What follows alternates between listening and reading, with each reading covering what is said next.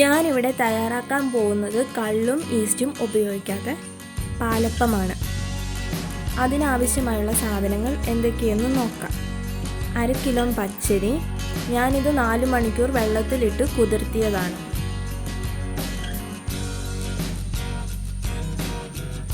ഒരു മുറി തേങ്ങ ചിരകിയത്, 1 കപ്പ് ചോറ്, ഉപ്പ് ആവശ്യത്തിന്. ഇനി നമുക്കിതെല്ലാം മിക്സിയിലിട്ട് നന്നായിട്ട് അരച്ചെടുക്കാം.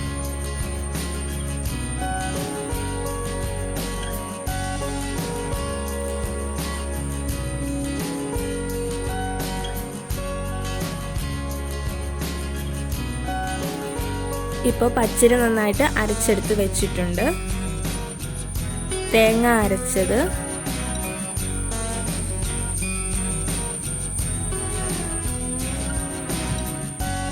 ചോറ് അരച്ചത്.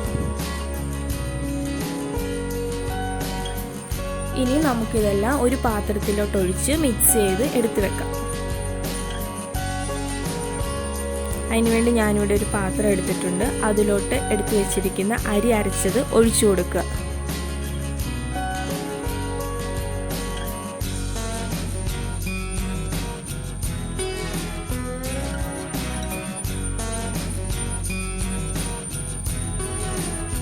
പിന്നെ തേങ്ങ അരച്ചത്,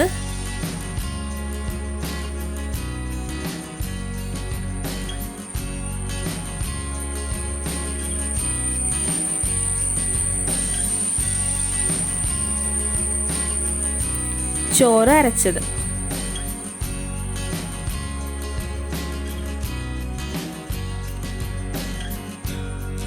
ഇനി ഇതിലോട്ട് ആവശ്യത്തിന് ഉപ്പ് ചേർത്ത് കൊടുക്കുക.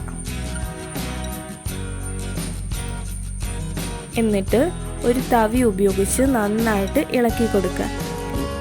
ഞാനിത് രാത്രിയാണ് ഈ വീഡിയോ ചെയ്യുന്നത്. രാവിലെ ആകുമ്പോൾ മാവ് നന്നായിട്ട് പുളിച്ചിട്ടുണ്ടാകും.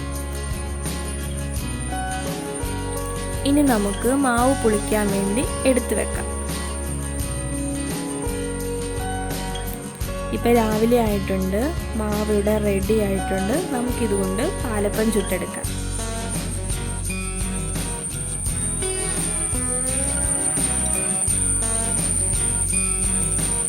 ചട്ടി ഗ്യാസിൽ വെച്ചിട്ട് ഗ്യാസ് ഓൺ ആക്കിയിട്ടുണ്ട്. ഇനി നമുക്ക് പാലപ്പച്ചട്ടി ചൂടാവുന്നവരെ വെയിറ്റ് ചെയ്യാം. ചട്ടി ചൂടായിട്ടുണ്ട്. ഇതിലോട്ട് മാവ് ഒഴിച്ചു കൊടുക്കുക. എന്നിട്ടൊന്ന് ചുറ്റിച്ചു കൊടുക്കുക.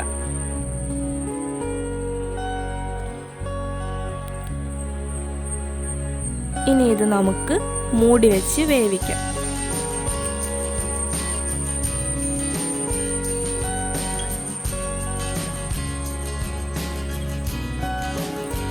ഈ പാപ്പം നന്നായിട്ട് വെന്തിട്ടുണ്ട്. ഇനി ഇത് തുറന്ന് വെക്കാം. തുറന്ന് വെച്ചിട്ട് നമ്മൾ കുറച്ച് നേരം വെയിറ്റ് ചെയ്യണം. കാരണം അപ്പം മൂടി വെച്ചതിൻ്റെ വെള്ളം അവിടെ ഉണ്ടാകും. അത് വലിഞ്ഞു പോകാൻ വേണ്ടിയിട്ടാണ് നമ്മൾ വെയിറ്റ് ചെയ്യുന്നത്.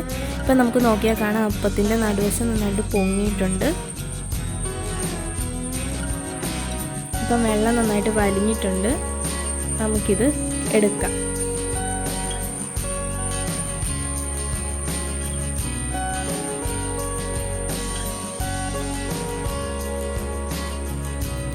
ഇതുപോലെ തന്നെ അടുത്ത അപ്പവും നമുക്ക് ചുട്ടെടുക്കാം. അതിനുവേണ്ടി നമ്മൾ മാവ് ഒഴിച്ചു കൊടുത്തിട്ടുണ്ട്. എന്നിട്ടൊന്ന് നന്നായിട്ട് ചുറ്റിച്ചു കൊടുക്കുക.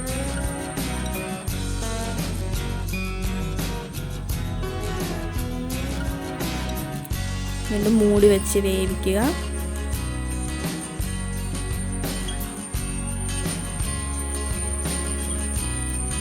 എന്നിട്ട് കുറച്ച് നേരം നമ്മൾ തുറന്നും വെക്കണം. അപ്പം റെഡി ആയിട്ടുണ്ട്. നമ്മൾ സാധാ പാലപ്പം പോലെ തന്നെ നല്ല സോഫ്റ്റ് അപ്പമായിരിക്കും ഇങ്ങനെ ഉണ്ടായിക്കഴിഞ്ഞാൽ. അപ്പം ഇവിടെ റെഡി ആയിട്ടുണ്ട്. എല്ലാവരും ഇങ്ങനെ ഒന്ന് ട്രൈ ചെയ്ത് നോക്കുക.